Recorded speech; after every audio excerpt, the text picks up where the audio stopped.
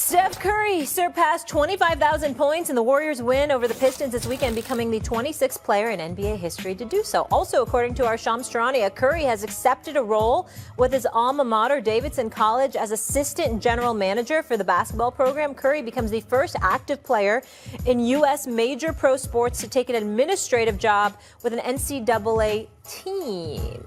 Stephen A., Steph Curry continues to change the game. Your reaction? Well, let's be clear. He ain't going to be behind the desk doing administrative work. I think it's safe to assume that, okay? So when we think about Steph Curry making his contribution to Davidson, lending his face, his name, his cachet to his alma mater is not only a beautiful thing and a beautiful gesture on his part, but also it's going to work wonders for the university, because in this day and age, the way the college landscape has changed with the trading, with the portal, the transfer portal, with NIL, et cetera, having a name attached to your program is a very, very big thing, because it draws eyeballs and obviously interest.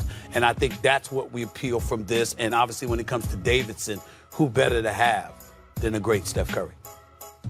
All right, we'll keep it rolling here, guys. UCLA. This dude, he is just having too much fun out there. And and Jimmy Butler, I feel like, gave them a whole new resurgence in terms of energy and life, too, as well. The Warriors. I know we're not supposed to talk about the Warriors or the Lakers, but they're just special right now. Idiot. Monica? Fool. No, fool. He said both, Molly. He said both. I know. But he would never talk about you. He would stop us all in a heartbeat. Charles, just so you know. He'd punch somebody in the face if they talked about you, Molly. Appreciate that. Chuck loves you. Listen, I don't know if this is going to land the right way. Don't. Enough with the half court. Can we get the 3/4? Can we get the full court? I feel like we're seeing this every night. It's old hat. We need more. Only because of Steph Curry. You ain't saying that about nobody else, but for Steph Curry, yeah.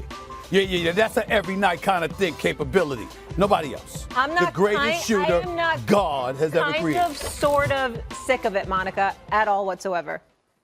No, not at all. And I think that is what happens to us by greatness. Joe, you've been in sports for forever. That's how you know. We get spoiled by greatness, and somehow we think this is ordinary and mundane. No, this is insane. Steph is an incredible shooter, Hall of Famer, could power this team to who knows this year, but we have to give it that level of respect. Joe, no, it didn't land well. You should have kept that one to yourself. Yeah, exactly, Joe. Hi, hater. All right, this was just par for the course for Steph. According to Draymond Green earlier this week on his podcast, he addressed exactly where Steph stands in the history of the association. Dre. There's no one in the history of the NBA that has been schemed against and guarded the way Steph Curry is guarded. The way the game of basketball is played, not in NBA, I said the game of basketball is played worldwide, it's because of Steph Curry. For sure. You tell me the game of basketball is modeled after how you play the game and what you were so special at that everybody thought that, that's what we need to do. And you telling me that guy don't go in the GOAT conversation? Yeah, I mean, Stephen A., he tells no lies. He revolutionized the game. But I just want to remind the audience, S.A., we talked about this earlier this week, because remember, Shaq said that after the Warriors-Knicks game at the Garden, that he's played against all of them, Kobe, LeBron, MJ, and that Steph needs to be a part of the GOAT conversation. So, Stephen A., where are you on this? I totally agree with Draymond. Draymond's 1,000% correct with everything that he said. Most importantly, he's more qualified than practically anybody on the planet to say it outside of Coach Steve Kerr himself. When you look at Draymond, I mean, he's been the facilitator for Steph Curry's greatness for the vast majority of his career. So much so that Steph Curry, that's the one untouchable commodity in Steph Curry's eyes. We've heard the Golden State Warriors entertaining a lot of things, changes that need to be made. Who's going to stay? Who's going to go? It was the outside world talking about Draymond. Nobody at Golden State ever mentioned that. You know why? Because that was unthinkable when it came to Steph Curry. Steph Curry knows what Draymond Green means to him and vice versa. And so when Draymond speaks about Steph Curry, we have to listen. When J.R. Smith talks about Matthew Dellavedova needing to go to a hospital to get oxygen because of chasing Steph Curry around, we got to listen to that. When you see that you're guarding him by committee because everybody has their head on a swivel collectively because he's such an extraordinary marksman that you literally have to know where he is at all times. And you not only have to know where he is. Steph Curry is a person that we talk about and we throw out this cliche, pick him up at half court. But even when we say that, you know, Eminem, Joe, you might be about 10 feet back or something like that. No, with Steph Curry, you literally are picking him up at half court because this brother can pull up from 40. This is who he is. And so when you see that and you see his movement without the basketball and the constant iteration of that movement, the way that it just seems nonstop, okay? When Draymond says that stuff, being familiar with international competition as well as NBA competition, you have to take him at his word and consider him, an expert on this particular subject. We're in no position to disagree with Draymond. Before I joined ESPN, I was doing local radio in San Francisco. I moved there in December of 2014, right as all of this kicked into overdrive. It's every night.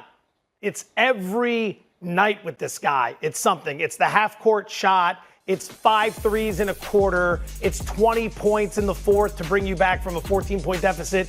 It never ends. And I think what people fail to appreciate at times is that dudes at his size are not supposed to have this level of impact on this game. Anytime someone puts together their top 5 or their top 10, those dudes are 6'6" and beyond. They're not Steph Curry. You are not supposed to do what he does at that height. Talk about the GOAT conversation. You have to be able to transcend the box score. A lot of great players can fill up the stats, but what is it that goes next level, right? With Jordan, it was the shoe game. Everyone started getting paid on shoes. That was the next level.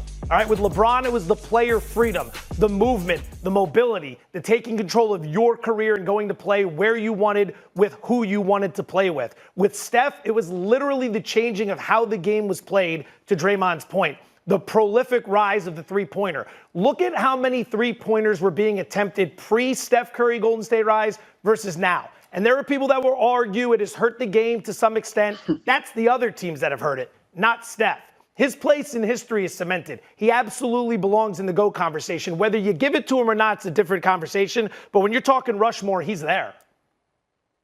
Yeah, I mean, I agree with everything that you guys have said. It is...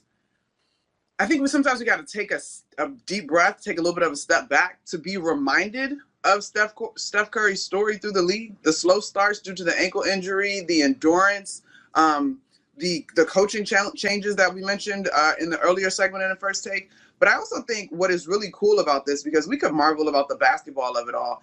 And I say, you know this. I mean, Joe, you know this. We work with Bob Myers, and I think we've all had a chance to probably have conversations with Steve Kerr, folks that have been a part of the Warriors organization.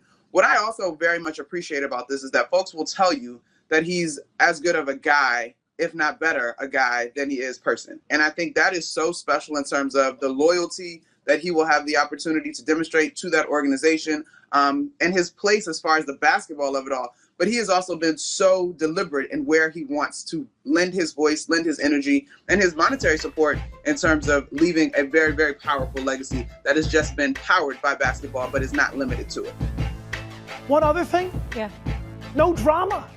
Literally no drama. Yeah. You never hear him complaining. You never at any turn see anything other than a leader. And that's not to cast shade on anybody else in the association. It's just all of us in the world we live in, with the way we complain about everything, hand up, I'm at the front of that line. You never hear about that guy complaining about anything, and he is constantly getting mauled by defenses and not getting the superstar treatment from refs he should be getting. The other thing that we can't forget is that, listen, we all know that from a quintessential perspective, the greatest point guard in the history of basketball is Magic Johnson. We get that part, okay? Isaiah Thomas is up there. John Stockton is up there. Jason Kidd is up there. The point guard, Chris Paul, CP3 is up there. Gary Payton, the glove. We get all of this. But the reason why I once compared and brought up the conversation of point guards between Steph Curry and Magic Johnson as the greatest ever, we know most people don't look like an Eddie Johnson is on NBA radio doing a fabulous job. And he's like, Steph Curry ain't no damn point guard. And he's right about that. But since he's listed as a point guard and having the ball in his hands, I'm only strictly speaking about impact. when you think about the phenomenal impact that Magic Johnson had on the Los Angeles Lakers en route to 5 NBA titles. Yeah. Do we realize that you can't even name 3 or 4 people that has had that much of a profound impact on a franchise other than Steph Curry? I'm saying, Steph Curry, Michael Jordan, Yeah. You could say Kobe Bryant, of course, LeBron James. I'm just saying his impact to the success of his team. The fact that you got to guard him and have your head on a swivel, for crying out loud, because you always have to know where he is on the basketball court. That's just as impactful as Magic Johnson's passing ability and his ability to run an offense. I think it's worth mentioning. Yeah, incredible leader, incredible player, incredible human being, and I'm excited that his team's going to be competitive this playoff run. By the way, I don't know if you guys have been noticing, but the whole time you're talking, I'm seeing Daniel Cormier randomly pop in. I don't know, I'm seeing his beard, his this and that. I don't know if you know, but we got thanks a lot to the producers, Molly. We weren't pointing that out, but you just told. I was just going to say that I'm so excited about UFC 313 that's happening this weekend. DC definitely doesn't know he's on camera, which makes this even better. So let's just go to break. It was supposed to be on camera while Eminem was talking about Steph Curry, but different subject for another day. Okay, can we have a little fun? Like, it's Friday. It's okay. We saw DC. We're talking about the UFC. It's called teasing. That's what it's called. I'm messing with it. It's called a tease. Started it. All right? It's called just rolling with things. Wanna try to boast at what I look like. Take them down, try to wear, I pull up all brains. Jimmy with the heat, I'm on fire. It's NBA over here.